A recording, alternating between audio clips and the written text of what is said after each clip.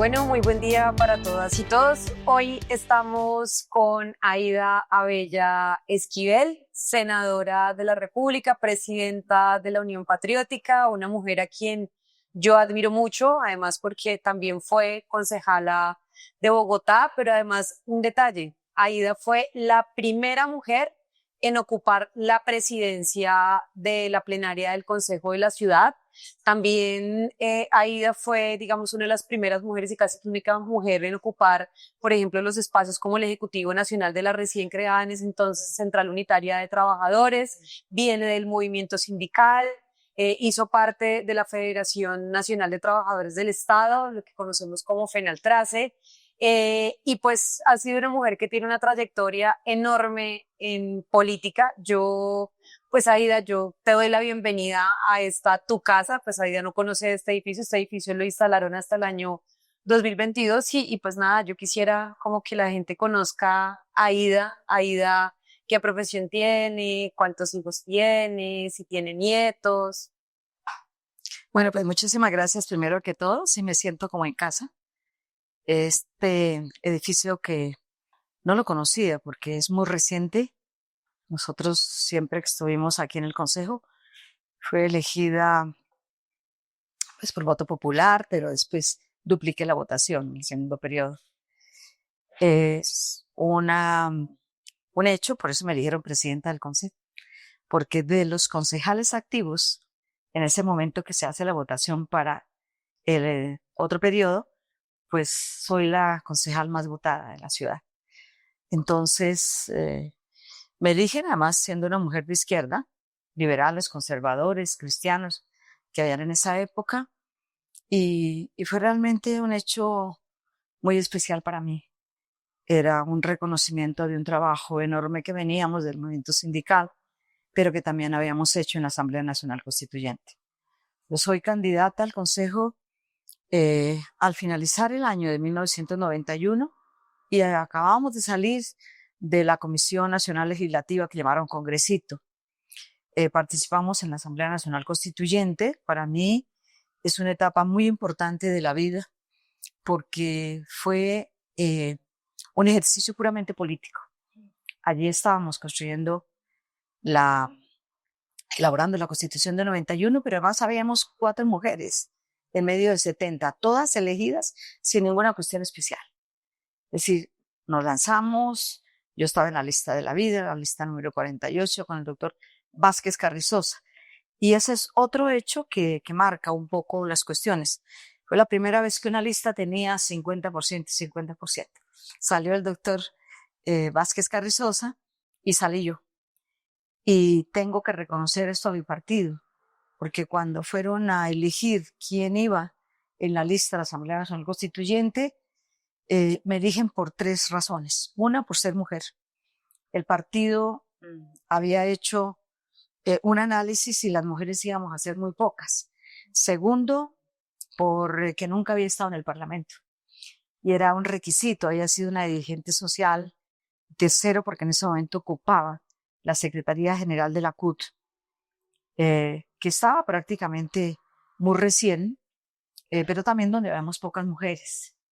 Eran espacios que nos disputábamos y eran espacios muy de los hombres, porque bueno, y yo competía con hombres muy importantes en el partido. Yo realmente me fui cuando fueron a elegir los candidatos a la Asamblea Nacional Constituyente.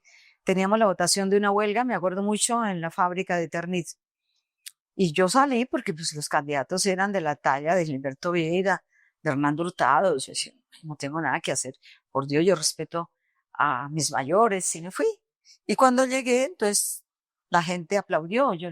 Sí, se votó la huelga. Yo pensé que era por la huelga. Y entonces me dijeron, no, es que acaba de ser elegida Para la constituyente. para ir a la lista de la constituyente. Yo realmente mm, me sentí así como un poco, pues muy sorprendida. Y cuando me dijeron los motivos por los cuales me habían elegido, pues mucho más. Es decir, el partido también entendía que había que darle un espacio muy grande a las mujeres y fuimos 4 en la Asamblea Nacional Constituyente. fue Elena Hernández Montoya, del Partido Liberal. Ella había sido gobernadora de Antioquia, muy buena compañera, ella falleció hace algunos años. Estaba María Mercedes Carranza, con la cual hice mucho trabajo al interior de la Asamblea. Me dolió mucho su partida, pero bueno, yo estaba en el exilio. Y estaba María Teresa Garcés, que todavía sobrevive, y yo.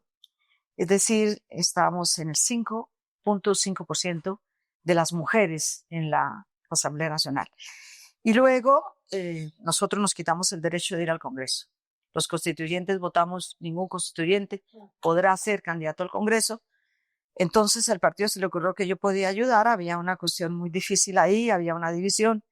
Entonces dijeron, no, pues estaba catalogada como una de las 10 mejores constituyentes, etcétera. Habíamos tenido un poco de protagonismo nomás. Y ahí vamos para el Consejo de Bogotá y lo ganamos. Y esa fue también una etapa muy importante en mi vida. Nunca había trabajado tanto en la cuestión social. Yo a veces, cuando veo un concejal que realmente está muy pendiente de los problemas de Bogotá, creo que es de los trabajos más difíciles, más complejos y más sacrificados. Es sábados y domingos, porque el trabajo en el consejo se hace más los fines de semana, sí, que en época de no sesiones, porque pues es cuando la gente la encuentra en los barrios, puede ir a mirar la cancha, a ver, bueno, todo eso. Y me acuerdo de anécdotas tenaces en el consejo. Me acuerdo mucho, por ejemplo, una vez que fuimos a un barrio, por ejemplo, Patio Bonito. ¿Cuántas mujeres habían en en el consejo? Y éramos muy pocas. A ver si me acuerdo bien. Estaba María Victoria Vargas, que todavía es concejal. Estaba la compañera de Rodríguez, Cárdenas de Rodríguez. Ahora se me olvida su nombre. Y me he visto varias veces con ella. Habíamos pocas mujeres. Y bueno, pero era muy interesante la cuestión, porque, por ejemplo, llegaban proyectos de acuerdo muy chistosos. El proyecto del amor, que era... Todavía. O sea, no, eso no es de hace años. Todavía hay proyectos de acuerdo para que ustedes lo sepan. El Consejo también puede hacer proyectos de acuerdo. Lamentablemente no tienen mucho peso en tanto que no pueden tener impacto fiscal, pero sí hay, no, declaremos el Día de la Constitución. O sea, declaremos el Día de las Puertas de Vidrio. Entonces, no sé eso de qué manera transforma la ciudad. Seguramente para los colegas autores con mucho respeto, sí, pero todavía tenemos muchos proyectos de acuerdo. De hecho, ahorita hay 60 proyectos de acuerdo para aprobar en plenaria. 60, o sea, ¿qué horas cumple eso la administración? Difícil. No, yo creo que las corporaciones públicas en este país, los que hemos pasado por varias, cometemos unos errores muy graves. Y es hacer una cantidad de acuerdos, de ordenanzas y de leyes basura. No sirven para nada. Pero entonces el concejal que presenta mayores proyectos, el número. Yo creo que quien ha presentado el mayor número de leyes, por lo menos en los 2 periodos que he estado, es uno de los peores en el Senado de la República, pero figura, yo no sé, con 302 leyes que ha presentado. ¿Esto qué es? En un país donde hay 1 millón y un poco más de leyes, donde las mujeres, solamente a partir del 91, empieza la legislación de las mujeres gracias a los artículos que aprobamos en la Constituyente, que tuvieron la marca de mujer. Tenemos en este momento aprobadas 137 leyes. Tenemos 228 leyes en proceso. ¿Esto qué es? Es un país inmanejable. Nadie puede manejar un país con 1 millón de leyes. Nadie puede manejar una ciudad, no sé cuántos acuerdos. O sea, se radicaron a principio de año 800 proyectos de acuerdo. O sea, nosotros hicimos uno, o sea, no han sido muchos, pero han sido claves, como por ejemplo el tema del pago para los pasantes. Eso fue autoría nuestra de los pasantes en el Consejo de la Ciudad. 2, la creación de la Comisión Legal de la Mujer. 3, recientemente un proyecto de acuerdo sobre el tema de la prevención del acoso sexual callejero. Lamentablemente, de hecho, ahí, por ejemplo, podría revisarse con respecto a la modificación del Código de Policía para la prevención y sanción del tema del acoso sexual, un tema de endometriosis. Y pues, o sea, así, porque, pues, digamos que me parece a mí que el principal énfasis está Uno, en el control político y dos, Así pues en es. lo que uno hace con comunidad aquí en Bogotá. Así es. Yo creo que esa cuestión es como una indigestión legislativa en todos los estamentos, consejo, asambleas, congreso, eso es horrible. Y yo creo que nos falta. Mm, Estuvimos hablando con alguna delegación que vino al Congreso chileno y nos decía, hay un filtro para presentar los proyectos de ley. El primer filtro yo creo que son los partidos. El partido debía reunirse. ¿Cuáles son los proyectos, dos proyectos, un proyecto, etcétera, que puede presentar la gente que va a las corporaciones públicas? Pero eso de presentar cualquier cosa porque se me ocurre, porque hay que hacerlo, porque entonces la gente dice que no trabajamos. Pero también yo le hago un llamado muy cordial, muy fraterno a la prensa. Y es que la prensa vive pendiente de qué proyectico, El cacho, o sea, una cantidad de cosas que es como, uy, Dios. porque se presume que eso es una fábrica de leyes. Y yo creo que mientras hay, por ejemplo, países que no quiero de ninguna manera comparar, por ejemplo, lo que hace Alemania en su Congreso, pues allí se aprueban un promedio de 7 leyes al año. Y en Colombia, una noche podemos aprobar 31 leyes. Mm. ¿Esto qué es? Acá igual, pues Entonces, petrazo limpio. sí, y yo creo que eso le hace mucho daño al país. De acuerdo. Le hace mucho daño a los gobernantes. Le hace mucho daño al Poder Judicial. Porque, por ejemplo, nosotros deberíamos tener un solo código penal, punto. Y todo el mundo sabe cuál es el código penal. Yo cuando entré a la universidad, el código penal era así. O sea, era el código penal, o sea, el código penal se divide en dos, ¿no? El especial y el procesal penal. Pero el código penal especial, que es el que tipifica los delitos, estaba así. Hoy uno, para quienes estudian derecho, son abogados o abogadas, saben que ya no es así, sino es así. O sea, de la cantidad de delitos, porque también existe ese populismo punitivista, ¿no? Esa demagogia punitivista.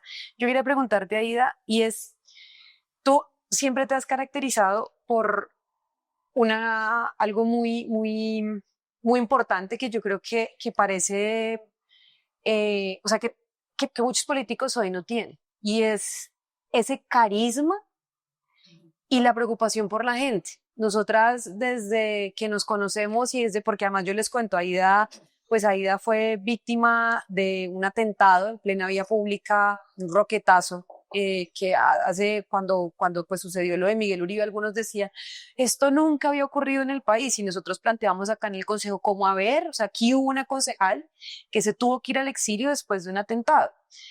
Y Aida llega en el año 2013 y llega a darle, o sea, como que la llegada de Aida, porque nos devuelve la personería jurídica a la Unión Patriótica, o sea, la llegada de Aida significó una luz de esperanza, pero sobre todo, vean, yo conozco gente de 20 años que no hace lo que hace Aida diariamente, en la energía con la que trabaja por la ciudadanía. Entonces, y el hecho, por lo menos nosotras en campaña, tanto en 2019 como en el 2023, pues en muchos barrios todavía recuerdan muchísimo a Aida. Entonces, ese carisma y esa preocupación, digamos, permanente por la gente, porque también el tema de uno estar en política es tener vocación, o sea, esto, sobre todo porque uno se enfrenta a todo tipo de cosas, ¿no? Como desde la gente que dice, como, oiga, qué bien lo que hace, como la gente que te odia de manera visceral. Sí, esa vieja váyase a tejer.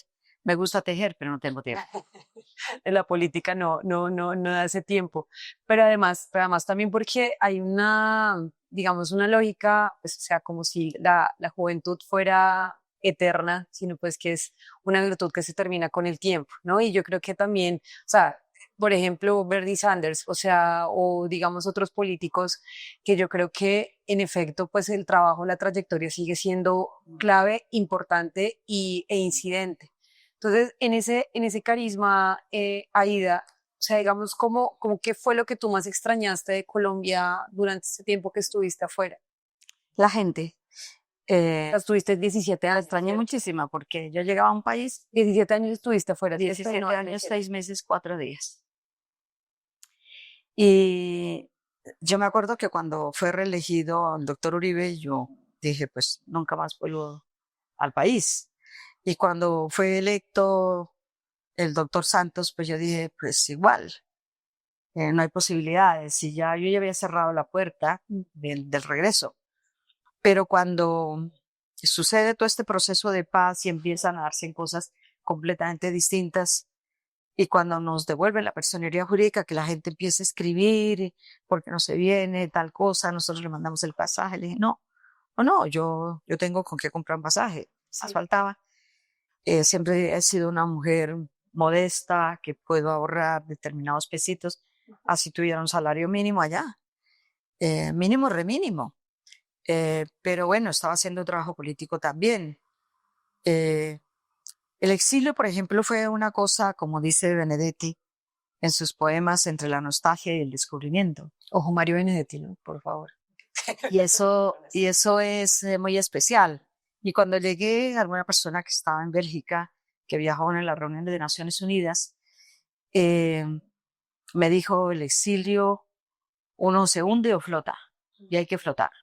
Y esa fue una frase maravillosa que yo le agradezco a Federico Andreu.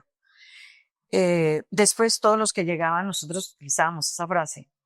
Y otra que me enseñó un refugiado alguna vez que yo estaba en Colombia, fui a representar a los trabajadores porque estábamos en la CUT y ese año algo de mujeres había que hacer dentro de la OIT, entonces me enviaron.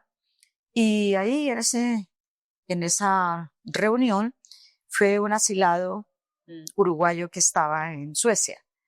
Un hombre como sueco, alto, de ojos azules, todavía lo tengo, su imagen. Y estaba hablando con muchos delegados de trabajadores y me dijo, mira, ayúdanos, tenemos una cuestión para hablar aquí, no sé. Y yo vivo para volver. Y esa frase también se me grabó muchísimo.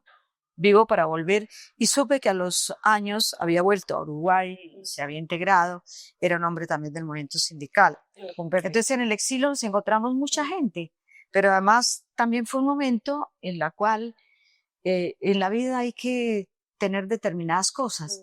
Ese roce internacional fue muy importante, porque nosotros no nos dedicamos a trabajar y a mandar plata para comprar una casa, no.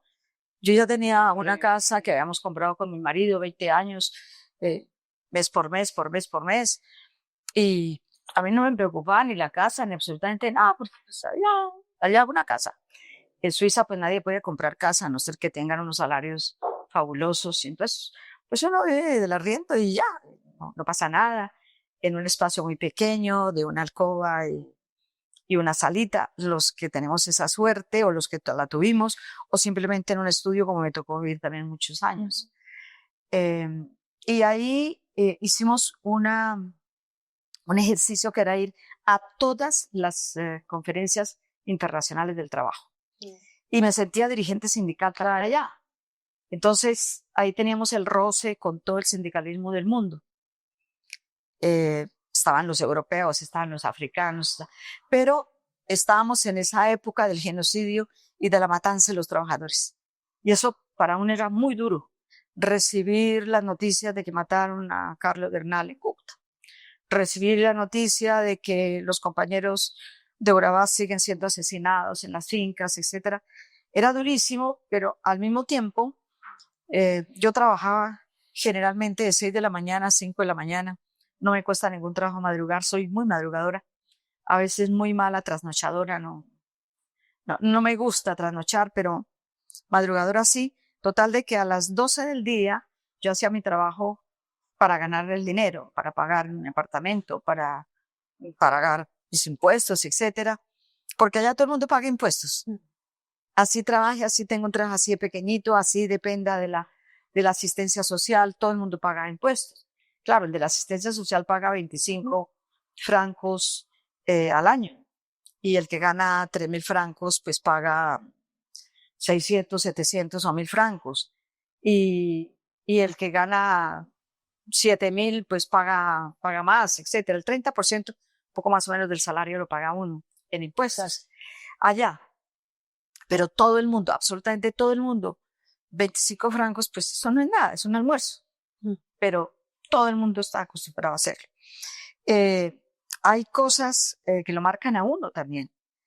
Y era llegar a un país donde no hablas la lengua, escasamente uno dice bonjour, Pero en el transcurso de los años y en el trabajo, yo laboré en un almacén, en una chocolatería, también con los niños, sacaba niños del colegio. Siempre recuerdo a Geraldine, la niña que me enseñó el francés. Ay. Era la niña que hablaba todo el tiempo conmigo. Yo la sacaba a las 12 del día, cuando salía de su jardín, salía del almacén a toda carrera, la sacaba.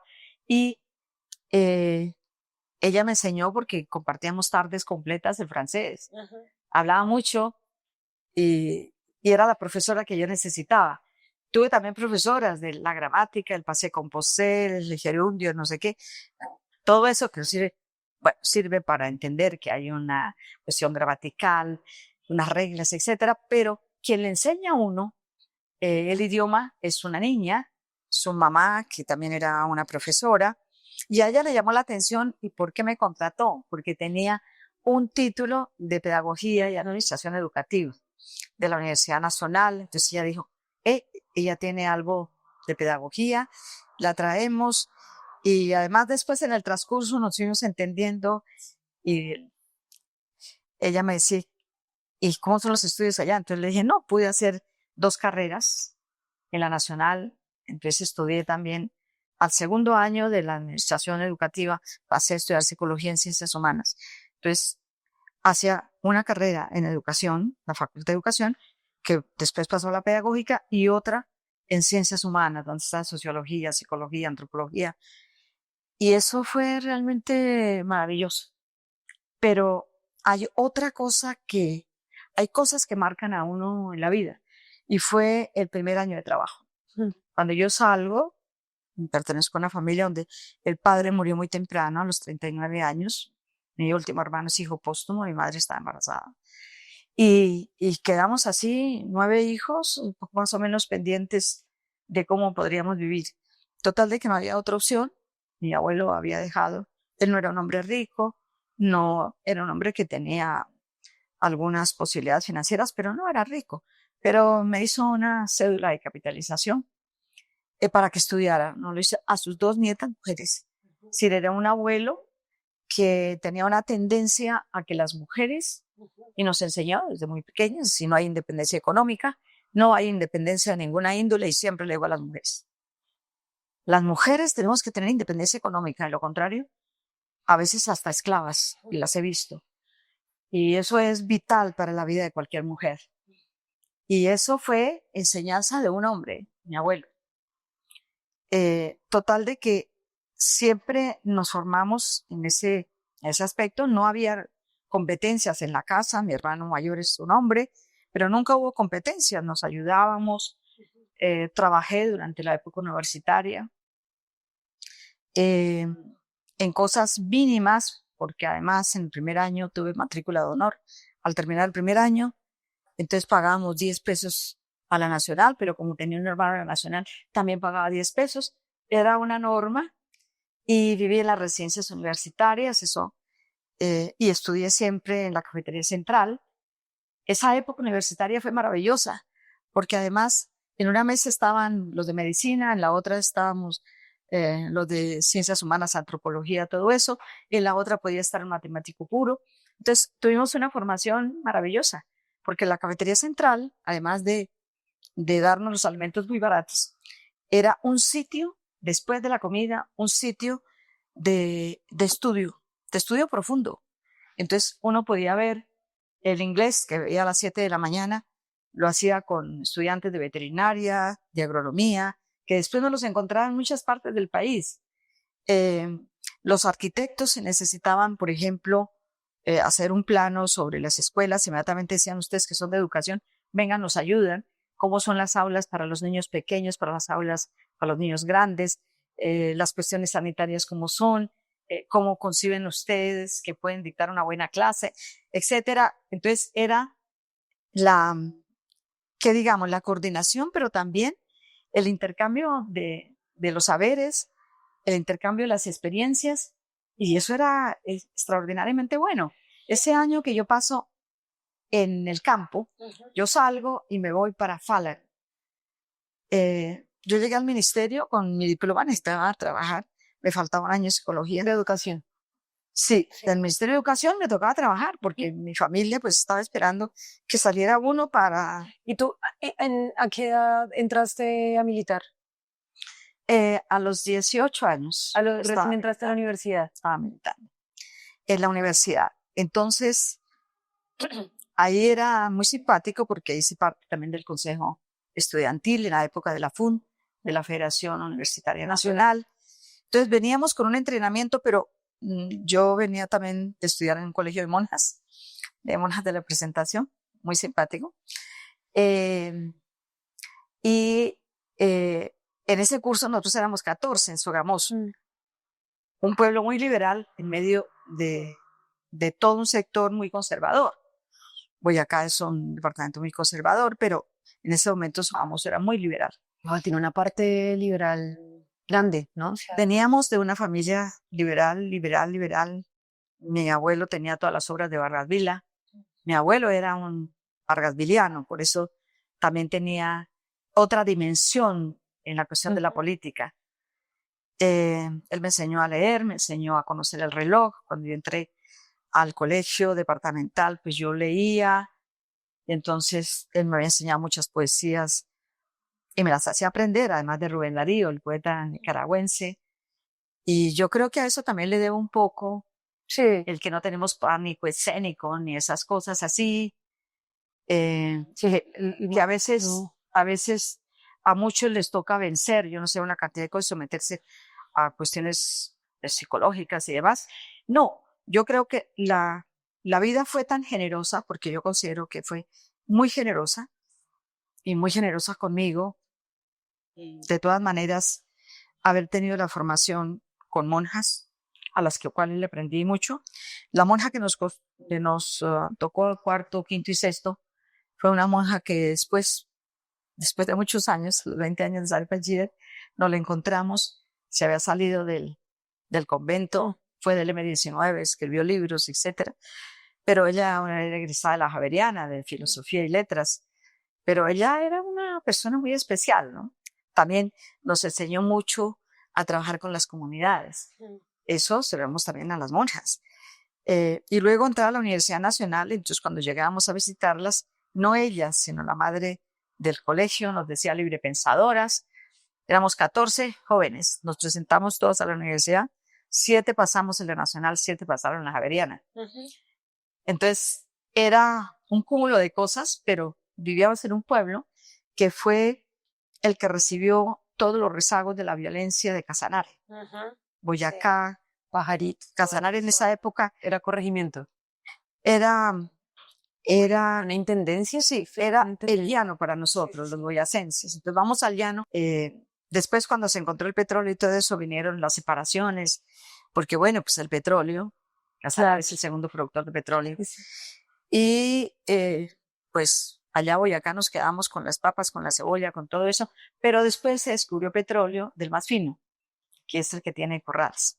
Bueno, esas épocas marcan definitivamente la vida, porque también el trabajo en el campo, llegamos a un sitio donde había estado Sangre Negra, Desquite, de la gran violencia sobre ese sector, y los cuentos y las cosas que nos tocó vivir eran impresionantes. Llegó a una parte donde era otra cosa distinta a Boyacá, completamente distinta, era el Tolima, la tierra del poeta Diego Falan, el poeta de la luna. Y todo lo que aprendimos en ese año era como un doctorado, ¿no? No para poner por aquí en la pared, ni que lo vean la gente que llega a la casa, que usted estudió no sé qué cosa.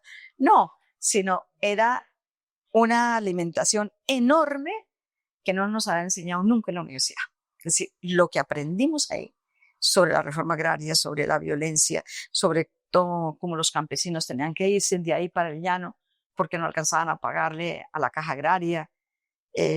Eso se lo contaban a la maestra y en secreto. Yo fui maestra allá. Dirigí las prácticas de los muchachos y tenía alumnos. Yo llegué allá a los 29, a los 21 años recién cumplidos y tenía alumnos de 25 y 26 años, eran los alumnos del área rural. Entendí que el maestro rural debe tener elementos de la agricultura y todo eso. Llegué a una normal, donde teníamos 6 hectáreas de tierra que cultivábamos, un experto agrícola que enseñaba a los estudiantes para maestros cómo se sembraba una mata de aguacate, cómo se cuidaba la mata de las guanábanas, de las naranjas, de las mandarinas. Era una cosa extraordinaria. Sí, eran maestros con vocación agrícola. Muy interesante. Y me tocó con unos maestros extraordinarios.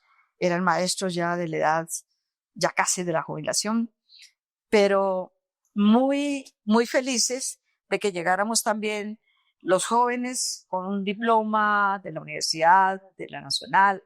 Y entonces todo el mundo era como asombrado de que cómo nos íbamos con una licenciatura por allá de ese campo.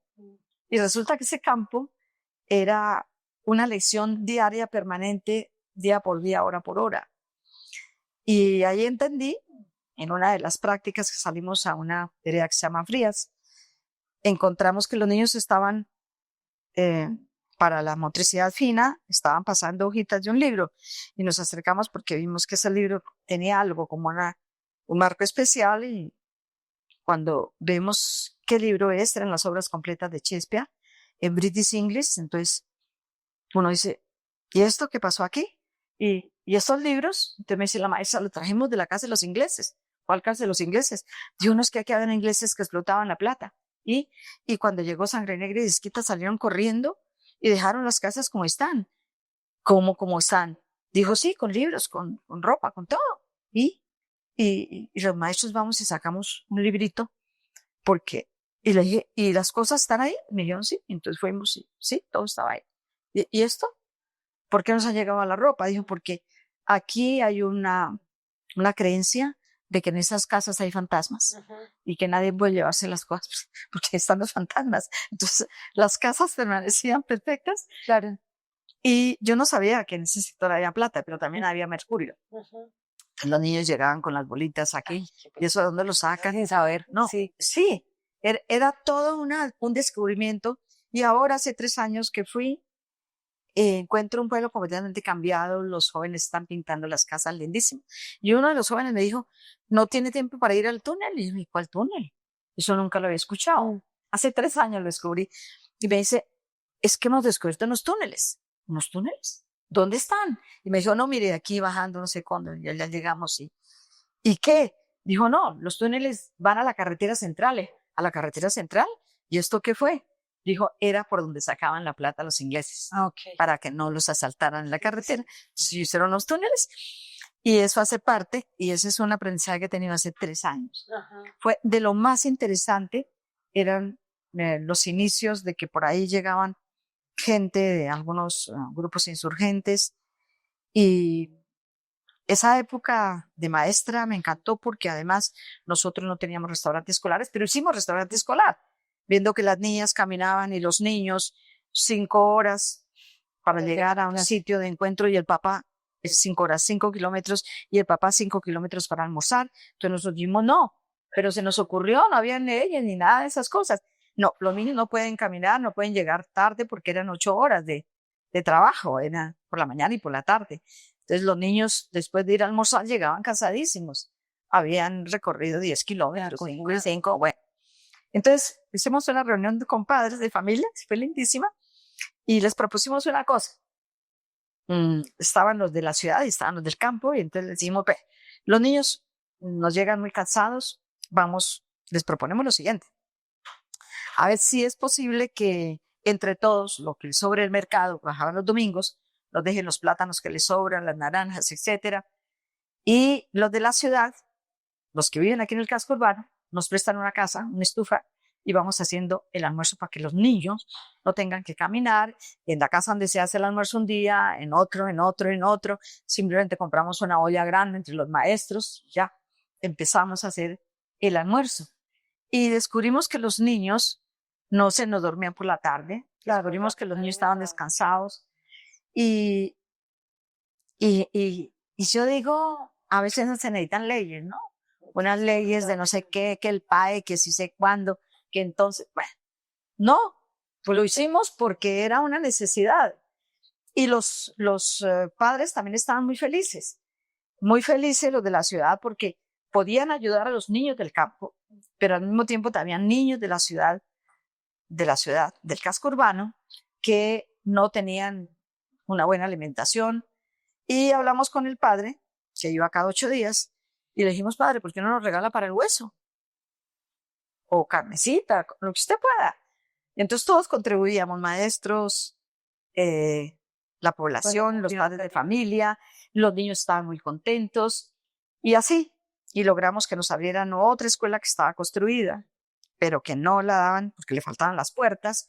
Hicimos una comisión, viajamos a Ibagué, dijimos, esto no puede ser, que estemos en una escuela que a medias ruinas, mientras hay una escuela nueva, no la abrieron, y gran felicidad de los papás. Y bueno, eso lo hicimos aprendiendo de ellos, aprendiendo de las mingas, de la trabajo gente. colectivo. Hay una anécdota, bueno, no una anécdota, no, esto es una acción política muy relevante en tu periodo como concejal, que fue la formalización de los docentes provisionales. Eso creo que marcó la pauta de muchas y muchos profesores en su momento. Entonces, yo quisiera como que nos contaras cómo fue esa acción en ese momento. Fue lindísima porque yo llegué al consejo y encontré que todos los días llegaban maestros y me contaban que ellos eran temporales ¿desde cuándo? Hace 15 años. ¿Oh? ¿Temporales? Hace 12 años. ¿Temporales? Hace 16 años. ¿Cómo temporales? Entonces, ¿cuántos son? Un poco más o menos como unos 6,000, pero hicimos el censo, eran 7,500. Y entonces presentamos un proyecto de acuerdo para regularizar los maestros temporales, que no eran ni tan temporales. 18 años un maestro no es temporal. Estos maestros se necesitan, hicimos un acuerdo, y ahí fue mi primer encuentro con Vargas Lleras. Vargas Lleras era concejal en ese momento y me dijo, ¿para qué presentas ese proyecto? Estás derrotada. Yo tengo los votos del consejo. Y le dije, usted puede ser nieto del presidente. Usted tiene los votos del consejo, yo tengo las masas. Entonces vamos a medir. Retíralo, mira, no te quemes con el primer proyecto de acuerdo. Le dije, no, pues vamos a hacer el ensayo. Usted con sus votos del consejo y yo con la gente. Y preciso. Aquí se daban las discusiones, ese patio se llenaba la calle, venían los hermanos, la mujer, el hijo, no sé qué, todo el mundo venía, hasta las mascotas, que en esa época no había muchas, pero venía. Y entonces el consejo era un movimiento enorme cuando discutíamos ese proyecto. Entonces la sala del público allá, donde se hacen las discusiones, se llenaba de gente, se la hacía abarrotada. Y apenas hablaba un concejal, decía, usted nos pide 20 votos para la selección. Se paraba el otro y le gritaba allá, usted nos pide 15 votos. Bueno, esto se volvió una manifestación enorme. A los 4 meses, ya entonces me dijo Vargas Lleras, me derrotó. ¿Yo? ¿Derrotar a usted? Hombre, con tanta experiencia, con tanta pericia política. ¿Yo? Me dijo, sí, es que le voy a votar además su proyecto. Salió por unanimidad. Los 7,500 maestros quedaron, muchos de ellos están pensionados. William también estaba ahí, ¿cierto? William Agudelo. Él estaba ahí. Pero además William Agudelo fue presidente de la Asociación Distrital de Educadores, sí, y falleció hace algunos años. Estaba también el compañero Arango, Pedro Arango. Todavía me encuentro maestros por aquí en las calles, me dicen, gracias, ahí usted me pensioné. Pero lo hacíamos en la convicción de que la gente, además hubo un artículo muy interesante, y era que decía que no necesitaban presentar exámenes, sino que la práctica, a no ser que hubiese una observación grande del rector o de sus compañeros, no podría posesionarse. De resto, todos quedaron posesionados. Hubo filas en el Campín. El día de la posesión eran filas y filas, mesas y mesas. Yo creo que fue algo muy, muy especial. Tengo otra anécdota chiquitica. Cuando fui presidenta del consejo, mi secretaria, que es muy buena, Docinda Flores, una mujer grandota, costeña, muy simpática, que está muy enfermita ahora, me dijo, Aida, hay una partida para regalos de Navidad. Yo dije, ¿y qué hacemos? Dijo, no, pues vamos a dar unos buenos regalos. Y ella salió y se fue y dijo, ¿sabe qué? con esa plata yo creo que les podemos dar bicicletas. Le dije, ¿bicicletas? Sí, a los niños de 10 años a 8 años. Y bueno, ella distribuyó todo, muy, muy buena secretaria extraordinaria, dirigente social también. Entonces, yo le dije, pues vaya. Y fue, y llegó feliz. Dijo, nos van a hacer una rebaja enorme porque son tantas bicicletas. Pero ya contó bien 12. Sí, sí, ya hicimos todo el censo de los niños y todo. Y así fue. El día de la Navidad llegaron los papás, los trabajadores con sus niños, ya unas bicicletas, filas de bicicletas ahí en los corredores, y habían triciclos, y habían otras ciclas más pequeñas, y todo el mundo dijo, ¿y esto? Los regalos para los niños. ¿Los regalos para los niños? ¿Una bicicleta? Una bicicleta. Y entonces empezó, los niños más pequeños tenían su triciclo, los bebés también tenían un triciclo porque iban a crecer, entonces los bebés. Y todo el mundo salió con bicicletas y a nosotros nos pareció una cosa normal, nos sobró un poquito de plata, compramos unas licuadoras y unas vajillas y las rifamos entre los trabajadores, entre las mamás y los papás y los niños con su bicicleta. Pero los niños querían era ir a montar en su bicicleta y en su triciclo y todo, y papá enlace y vámonos. Y entonces, bueno, la fiesta fue muy simpática. Todavía me encuentro, hace muy poquito en el Congreso, una señora que se me acercó y me dijo, ¿qué hubo, Aida? Le dije, ¿qué hubo? ¿Se acuerda de mí? Le dije, su cara así, ¿dónde podría ser? Y me dijo en el consejo. Le agradezco mucho la bicicleta porque todavía la tiene uno de mis nietos. Uno de sus nietos. ¿Cuál bicicleta? Dijo, pues la de Navidad. Cuando usted fue presidenta. También me han parado por ahí en la calle unos muchachotes ya, ¿no? De 30, 40 años. Y me dice, gracias por la bicicleta. ¿La tiene mi nieto? El nieto, y tan joven y tiene nietos, sí, sí. La bicicleta, ves que las bicicletas marcaron porque siempre les daban aquí un carrito de 10.000 pesos y una muñeca que medio lloraba. Y, bueno, las cosas más increíbles. Entonces decían, pero ¿cómo le alcanzó para las bicicletas? Le dije, pues gastamos la plata. ¿Cómo? Y alcanzó para las bicicletas. Y ese año, en la práctica, era el mismo rubro que los años pasados. Solamente que una gran diferencia, ¿no? Y yo creo que esas cosas marcan, y marcan porque la gente vio que nosotros sí gastábamos toda la plata y además mostrábamos, bueno, todo eso, el que quiera mirar dónde compramos, y compramos a la industria nacional. Todo era una cosa así muy linda, y por eso defiendo tanto la industria nacional. Claro. Yo creo que lo que tenemos que hacer es revivir la industria. Eso nos sirve muchísimo para muchas cosas. El consejo fue una escuela enorme, y por eso yo digo que el que pasa por un consejo y llega al Congreso ya tiene una práctica grande ganada. Y esa práctica es con las comunidades, porque Bogotá es muy grande. Son infinidad de anécdotas que tuvimos. Una vez allá en el Patio Bonito, llamamos a un gerente del acueducto, porque casi nadie ve esos barrios. Estábamos pidiendo, era la gente que vivía a la alcantarilla, porque el río Bogotá era la alcantarilla. Sí. Y entonces el señor del acueducto se fue muy pinche, se fue con una chaqueta de gamuza y todo, como gerente del acueducto, pero de sport. Y nosotros llegamos, pues, como ya habíamos estado en esos barrios, con ropa de trabajo, ¿no? Ropa que había que descartar cuando uno llegaba. Y la gente dijo, no, señor gerente, vamos al río. Y entonces el gerente dijo, pues sí, vamos al río. Y se fue para el río y ya. Y decía, pero ¿cómo vive la gente aquí? Le dije, eso es lo que uno se pregunta. Pero las necesidades de la gente son muchísimas. Y uno se pregunta diariamente, hay, o sea, muchos barrios de la ciudad que es cómo vive la gente acá. Aida, y bueno, digamos para cerrar, ¿cuáles son? A ver, bueno, porque además creo que tu trayectoria fue conocer mucha gente que hoy no está, a Manuel, a Jaime, a María Mercedes, a toda la gente que pues, digamos, no, a Teófilo. A Bernardo. Y yo creo que en eso es como, porque por ejemplo, digamos en el caso nuestro, digamos mío y de Gabo, sí, bueno, Gabo pues incluso tuvo pues vine desplazado también Tuvo que de salir. Cúcuta, digamos que en mi caso no estuvimos como en esa, o en esa etapa puntualmente, ¿sí? Y eso pues marca una pauta que es, o sea, esas banderas de lucha, de reivindicaciones de los 80, los 90 siguen siendo vigentes.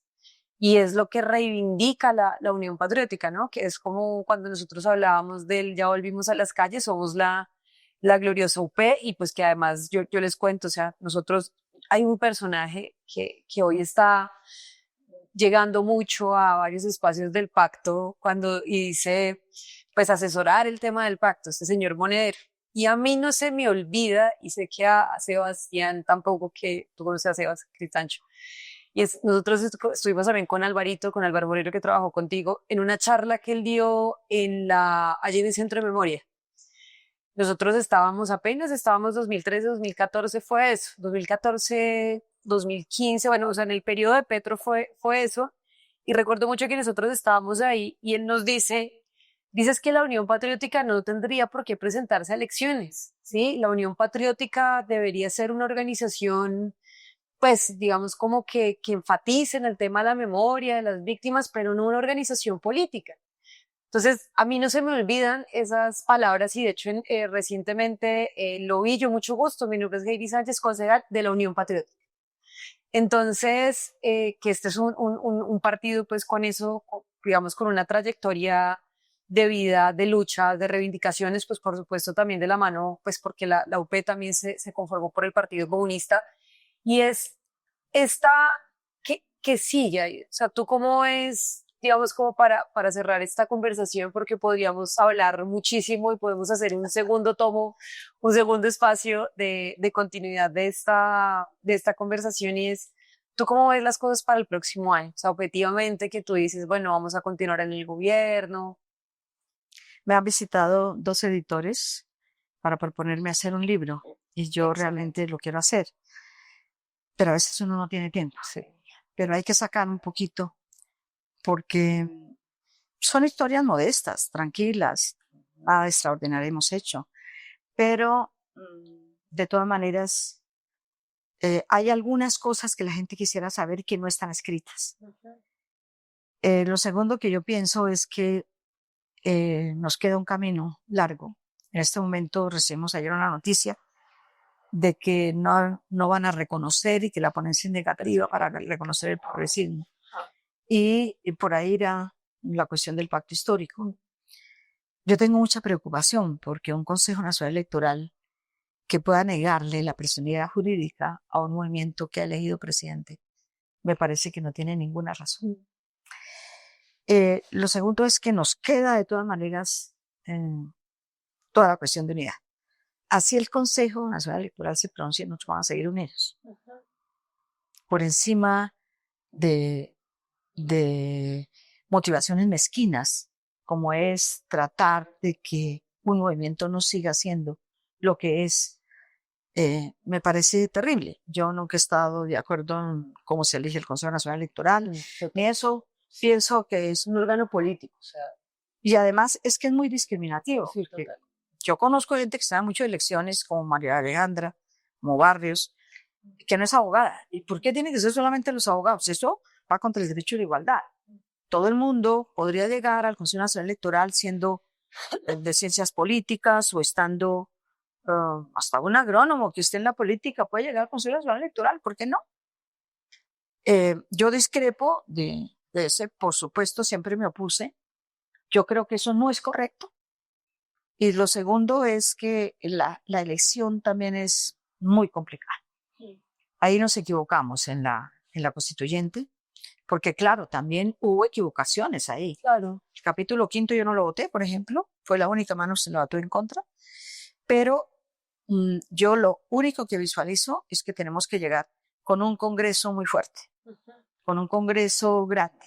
Ojalá lográramos la mitad más uno, porque si no, a pesar de todo lo que han hecho estos días, ayer fue un círculo de mentiras por todas partes, mentiras en la gran prensa, mentiras en la gente de la oposición que salía a decir cualquier cantidad de tonterías sin haber leído el proyecto de ley de financiamiento. Entonces yo creo que hay necesidad de continuar un proceso interesante, un proceso en el cual un solo detalle. El ministro de la Defensa, cuando pasó por las económicas la semana pasada, que lo dije ayer en la W, nos dijo a todos, nunca antes los soldados habían recibido 1 millón de pesos al mes.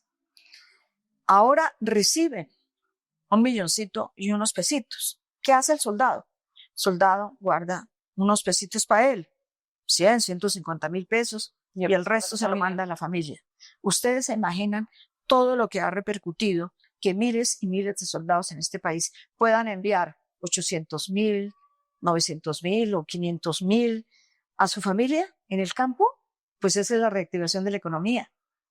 Es que pensar en cosas absolutamente tontas, como decir que nos van a cobrar en los conjuntos cerrados, yo no sé qué. No, lo que pasa es que aquí hay gente que nació en los conjuntos cerrados y nunca sale de ellos. No tienen ni idea qué pasa en el país. Nunca van a una vereda, nunca van a un corregimiento, no saben cómo viven los campesinos, no tienen ni idea que llegan alcaldes a tumbar árboles y a poner cemento en todos los parques de este país, no saben que hay un cartel de parques, no saben una cantidad de cosas, porque entre otras creen que lo único que existe son los conjuntos cerrados, porque ellos viven ahí y no salen. Entonces, ahí esto es un problema también de la forma de hacer política. Por eso yo creo que el pueblo nos va a acompañar. Y nos va a acompañar porque nos ve en todas partes. Porque no solamente voy a las universidades, hacemos también política con los jóvenes. Hoy tenía, por ejemplo, una invitación al colegio, a uno de los colegios más grandes de Bogotá. No puedo ir porque nos citaron a las 9 de la mañana a la plenaria para elegir el magistrado, la magistrada de la Corte Constitucional. Y hay cosas que definitivamente pienso que la gente está viendo. Por ejemplo, 223,000 pesos mensuales para la gente, las mujeres de 60 años y los hombres de 65 años, eso marca la historia de este país y la historia política de este país. Por eso se oponen tanto a la ley de financiamiento. Aquellos que solamente piensan en ellos y en su círculo. Y ahí en el comité del edificio de Los Rosales y el edificio del Chicó y el edificio yo no sé qué, no tienen ni idea de este país. Entonces yo creo que cuando uno llega, solamente lo que hice el fin de semana en Girón, llegué a Girón y la gente me decía, ¿cómo hago para cobrar los 223,000? Aquí está la hoja, me escriben su nombre, sus apellidos, la cédula y el teléfono. Con eso, vamos a hacer la lista y ya. La lista está pasada al Departamento de Prosperidad. Exacto, al DPS. Y yo creo que cuando la gente reciba eso que no esperaba nunca, el campesino del último rincón, ayúdenos, los concejales de los barrios. Es una lista que tenemos que pasar pantier, porque la gente tiene que empezar a recibir. Eso, solamente eso, decía ayer a las emisoras, solamente eso, de que los adultos mayores vean que al fin alguien se acordó. ¿Por qué no se acordaron los anteriores gobiernos? ¿Por qué no se acordaron de los soldados los anteriores gobiernos? ¿Qué pasó en este país? Que solamente se preocupaban por ser voceros de las transnacionales y del gran capital. Y en el país empiezan a cambiar las cosas. Empiezan a ver que la gente que no era importante es importante. Es importante el hombre de la calle. Muchos de ellos no tienen cédulas. Habrá que ayudarles a sacar la cédula, porque ellos van a recibir los 223,000 pesos, así vivan en la calle. Pero son hombres y mujeres que nos corresponde a todos ayudar. Así es de que una brigada yo le solicito a la concejal, que es joven, dinámica, que también está en los barrios, que vive pendiente de los problemas, que reunamos a la gente mayor de cada barrio y digámosles, aquí unos tienen pensión, eso no hay problema. Que compañera, que la 14 mesada, esperemos compañeros, un momentico, vamos a ayudarles a los que no tienen nada, porque el que tiene un salario mínimo de pensión puede comprar arroz y lentejas. Sí. Y entonces uno come arroz y lentejas y un poquito por ahí de hueso, pero ya el hueso nos hace daño, entonces no hay necesidad, poquita carne, poquito. Pero yo sí creo que haber pensado en la gente que nunca ha tenido nada, eso, incluso la gente que es de la oposición, De pronto el pobre que se cree, bueno, que es rico porque sí, esa persona va a tenerla y cuando los tenga en el bolsillo. Ese es el afán de la oposición, Sí, claro. de ahogarnos la ley de financiamiento Sí. y de ahogarnos todo lo que representa una ayuda para los pobres. Bueno, Aida, muchísimas gracias. De verdad que siempre mi admiración y respeto para ti, por Muchísimas todo lo que ha gracias. sido tu vida, por lo que eres y por lo que seguirás haciendo por nuestro país. Y bueno, quiero agradecerte y pues para claramente invitarles a todos, a todas y a todos que por favor sigan a Aida en sus redes sociales, Aida Abella también, UP. Entonces, Muchísimas gracias, muy amable, y le agradezco pues este espacio, sobre todo para compartir con esta generación que nos reemplazará en breve. Muchas gracias.